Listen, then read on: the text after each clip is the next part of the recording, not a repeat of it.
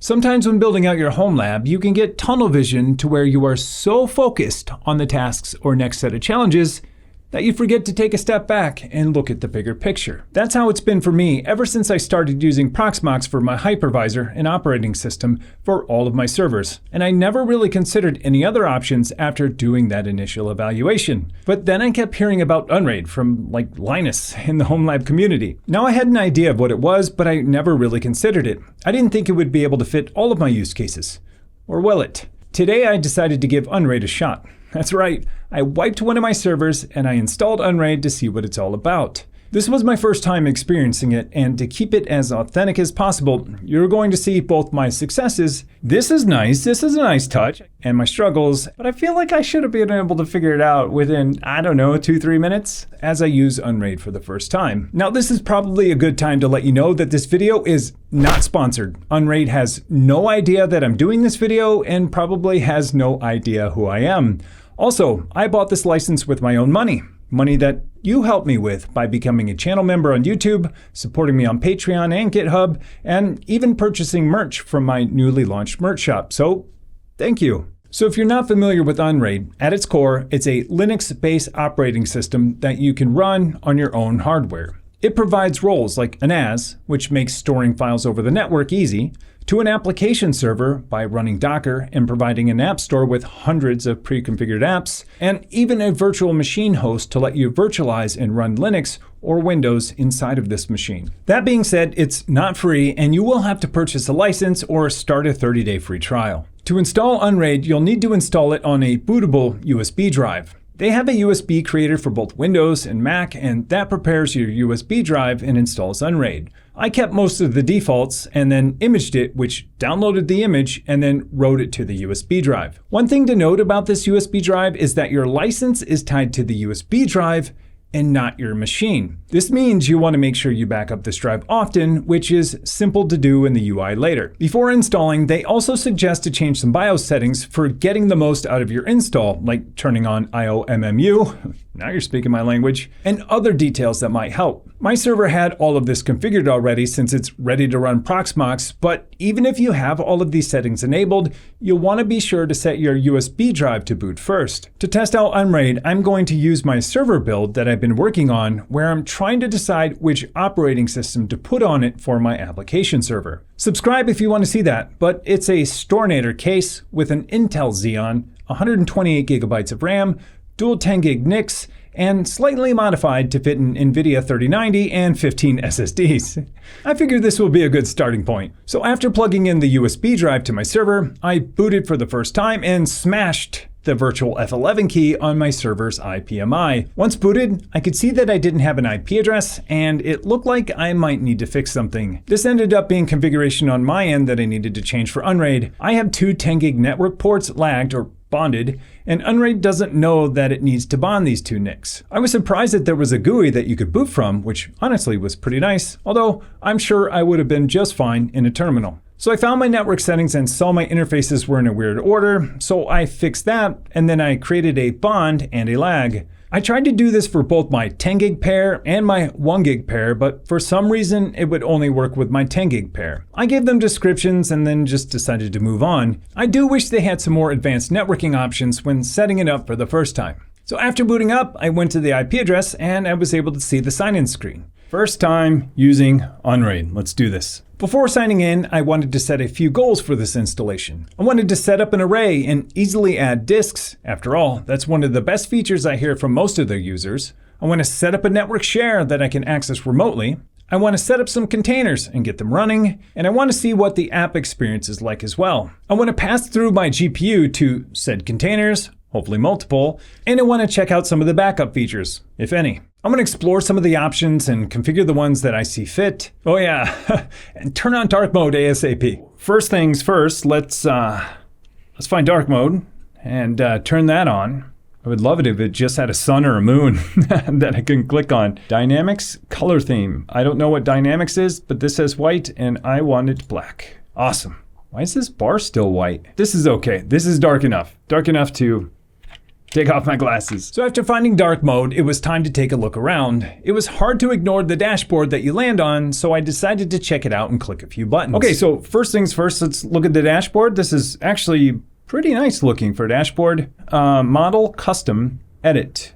This is nice. This is a nice touch. I can select my case that I'm running. Hey, 4U Stornator is actually in here. Pretty awesome, that's what it's running on. But let's check out a couple more. Looks like my old disk shelf, Omenax, Obsidian. A lot of machines that I recognize their silhouette. Virtual machine, I like it. This is a really nice touch. Or custom image, cool, I could upload my own. I'm not gonna do that. I'm lucky enough to have mine in here, so mine's the Stornator. Cool, yeah, that was pretty nice. Okay, so motherboard, yeah, this looks good. All of my processors, all of my cores, pretty nice. My system, so this is the USB flash drive. It's only using 442 megabytes, it looks like. So that 2 gig one was more than enough. My interfaces, this looks pretty good now. Here's my 2 10 gigs, and then here's my 2 1 gigs, which weren't working in Bond, but maybe we can fix that. Unraid has some nice components on the dashboard, but it was time to figure out how to build my array. Parity, choose 2 parity disks. Oh, interesting. I totally forgot that these HD store disks were in here. They're smaller. I don't think I could use them for parity. I could try, although that doesn't make a whole lot of sense, but let's go with it just to see because they're smaller. So, I don't know, a little bit confusing on kind of what I'm supposed to do. Yeah, okay, so array option stopped. Disk in parity slot is not biggest. Okay, so I was kind of right. Let's unassign these. Interesting. So let's start it right here. So let's start it. Parity disk will be overwritten. I assume they all will be. Okay, let's proceed. So I think we might be good. Okay, not sure, but I do want to make sure I have like a file system on these drives. It's kind of hard to understand what I'm supposed to do from here. I'm sure experienced people are like, hey, click on that, you big dummy. Snowflake. I don't know why this is Snowflake. Array operation. Okay. Let me go back to the dashboard. Maybe that'll give more clues. Maybe I can see my array and it will let me do something with it. Okay, so we saw it down here. Parity sync in progress. It's going to finish in 29 minutes. Only 2 have passed. I think I understand what's going on. It's building the array. It's syncing all of the drives. It's basically rebuilding the parity drives and getting the whole array in sync. And then I should be able to use it. So I'm going to ignore this for now. And hopefully, after these are rebuilt, then I'll have the 4 terabytes I was talking about, but it's only at 1.3%. So after figuring out how to build the array and how to use both the parity drives and the cache drives, I did read later on that it's pretty important to make sure that your cache drives also have parity. That's because this is a separate array that's not protected by your normal array. Files are written there and then moved to the normal array as a scheduled task at night. Now this is really different than what I'm used to with ZFS, where everything is cached in RAM and an algorithm decides which items to pop from cache, and a slog handles your writes, which is a lot more complex than this, that's for sure. Next up was creating network shares, something that most people will be doing when using Unraid or any other NAS, because after all, that's why they call it a NAS. Network attached storage. Let's add a share really quick. What's this share name going to be? I'm going to call it movies. Where is it going to be stored? That's kind of nice on that array. Allocation method, high water. So I'm assuming this has to do with distribution of data across these drives. These all kind of sound like it. Like a lot of this seems like it has pretty good defaults or sensible defaults. So I'm just going to click add share and I'm going to leave the super advanced stuff for later. Maybe. Okay, so I created the share. Minimum free space is 96 gigs. Okay, the share has been completed. Security is public. I totally get why they do that, just to make it easy. Case sensitive names, auto. I kind of understand why they do auto too, because Windows is case insensitive. Linux is not. So did I just create a share? I mean, that easy? Was it that easy to create a share? Let me try to connect to it real quick. All right, so connect to server, and my server name is what? Unraid.local. Can I connect? Okay, that's weird. What if I just do Unraid and then I say that my path is movies? Maybe it's not time yet. I don't know what exporting the share means. It was no by default. I don't know, I'm gonna hit yes. Let me just expand Unraid. So I'll just browse there maybe. Hey, that worked. Okay, and then movies. So I guess I had to export the share. Setting up the share was a little confusing at first. It was easy to create, but it was also odd to me that I had to export the share too. Now I learned later on that exporting it makes it available as an external network share, Whereas when you don't export it, it's only available internally on Unraid for applications to use. Okay, so let me copy a file into there. So this is Big Buck Bunny. It's a Blender demo video. It's about 600 megabytes. And that should be copied in there. Okay, let's save that for a little bit later for when we configure one of our applications. After getting the share set up, I stumbled into my favorite section in any application, and that's settings. Seriously, I like settings. Settings. Okay, lots of settings. I should have went here first. I really like settings in applications. CPU pinning. Oh, pretty cool. I think you can pin processes to cores. Pretty cool. Not going to mess with that. It's pretty advanced. Date and time should be good. It's not good. I'm actually on Chicago time. Apply. Sure. Time.google.com. I don't know about. I'd rather do time.cloudflare. I don't know which one I'd rather let them know that I exist. Or I could just do time.nist.gov because why not? Gotta let one of them know I exist. Google probably knows the most though. Network settings. Hey, I wonder if I can configure my bond from here. I know that I had a problem with the bond when it was configuring in the GUI from boot. And look, it has an IP address. So something was weird on boot to where I couldn't configure this bond, but after a reboot, it looks like it's good. Cool. So yeah, 2 bonds, my 10 gig and my 1 gig. UPS settings, cool. So I could attach a UPS to here. I assume this uses NetServer or something like that to monitor UPS and let you know if something's going wrong. And hopefully to safely shut down. Okay, here's NFS. I don't know why NFS was there. Oh, because you have to enable it. Yes, enable NFS. Not going to do anything in NFS. I just turned it on, but good to know that NFS is there. I would be surprised if it weren't. After poking around in the settings section, I found the Docker section where I can add any container I like. Okay, so here I can probably add a container. Yeah, so I can add a container ad hoc. I see some typical Docker settings, name, repository we're pulling from, network type, console, which is shell or bash, and whether or not it's privileged and some other things. So this must be for ad hoc containers that they don't have templates for. But what I was really looking for was the App Store, somewhere I could search for and discover new applications and services for my server. Wow, okay, pretty cool. Like, can I filter on first party? I'm not seeing it, but let me do a search for like Plex. I assume that there would be a Plex that's first party and then maybe some third parties, but there are actually lots of Plexes here. Self-hosters, Linux Server IO, okay. From Plex, the official, okay. So this is the official Plex, not necessarily the Unraid version of Plex. So it's this is definitely first party because it's coming from the maker themselves. For some reason, I had this idea that Unraid maintained a lot of these templates, but it seems like most of them are managed by the community. Then I decided to install Jellyfin to see if I could get it working along with the GPU I have installed. Let's just look for, say, like Jellyfin. Assume there's lots of Jellyfin stuff in here. And there are, like, how do you know which one's the best to use? Like, can I sort by popularity? By downloads, there we go. I don't know why Baburgles is more popular than Linux servers. No offense to Baburgle, but I'm gonna do this one by Linux Server IO only because I know who they are, right? Whoa, stable, latest. We go tab. All right, pretty cool. Okay, so now we're getting properties for that Docker container to configure them. Most of these are gonna be hopefully pretty default. Web UI is 8096. Port, where's my data movies going to? Okay, this is cool now. See how it just suggested all of my folders? So it knows my file system and it's suggesting it.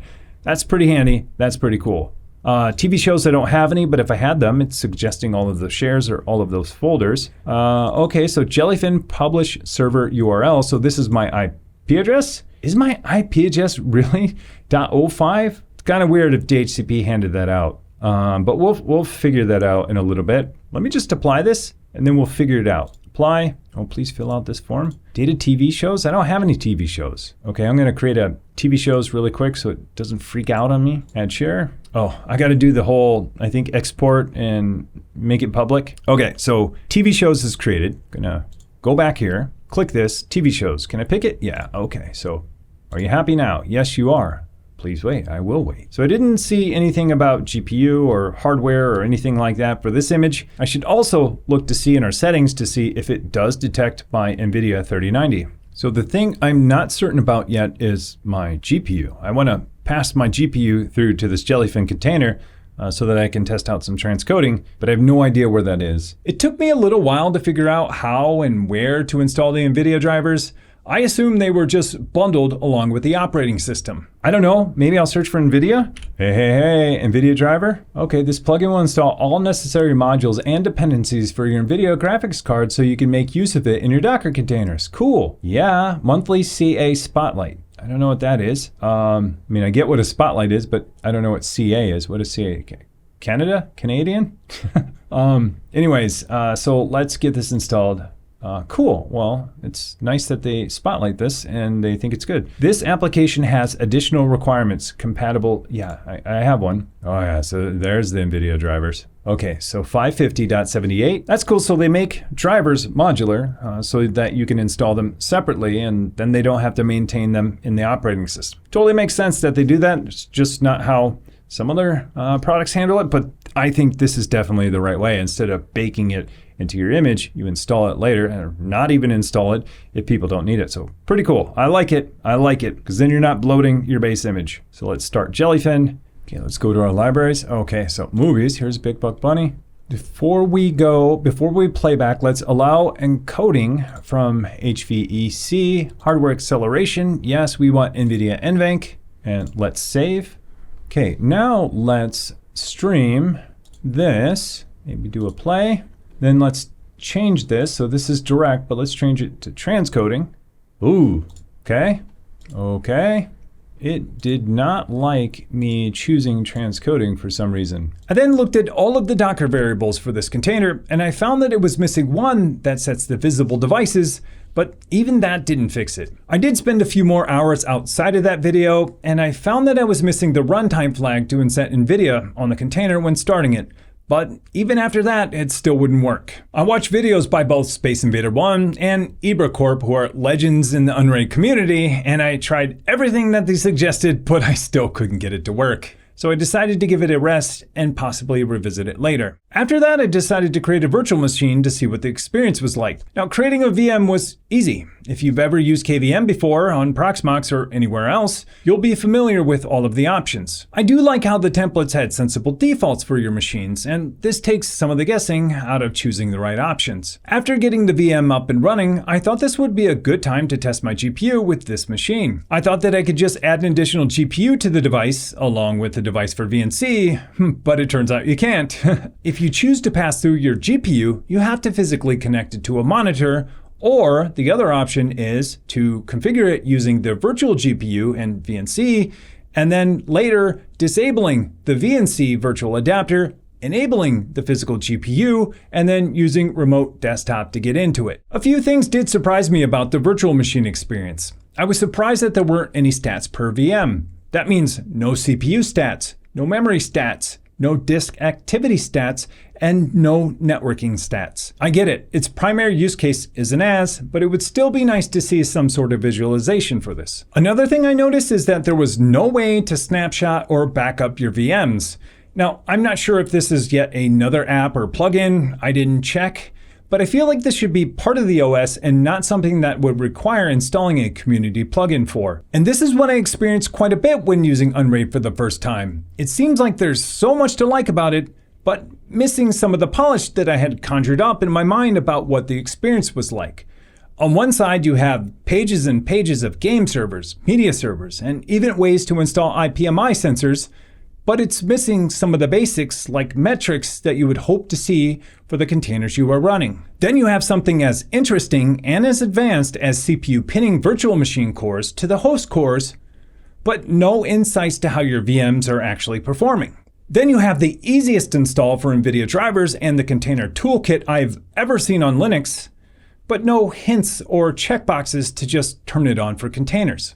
Now I get it, well at least now. There's a flag I need to add, but it feels like these are the types of things that people expect out of an operating system. Now I know this sounds like critical feedback, but there's also a lot to like about Unraid. From the huge community that builds and maintains the app, to the community and how they support each other in the forums, to how simple Unraid has made some very complicated things. What Unraid is trying to accomplish is not easy. Trying to combine a NAS with an app engine in a friendly package, but I think it's one of the best examples of how to build a NAS that's focused on its end users, which are HomeLabbers, just like me and you. You can also see that this product is starting to mature, from the new UX, the new branding, all the way down to the nice dashboards that give you most of what you need.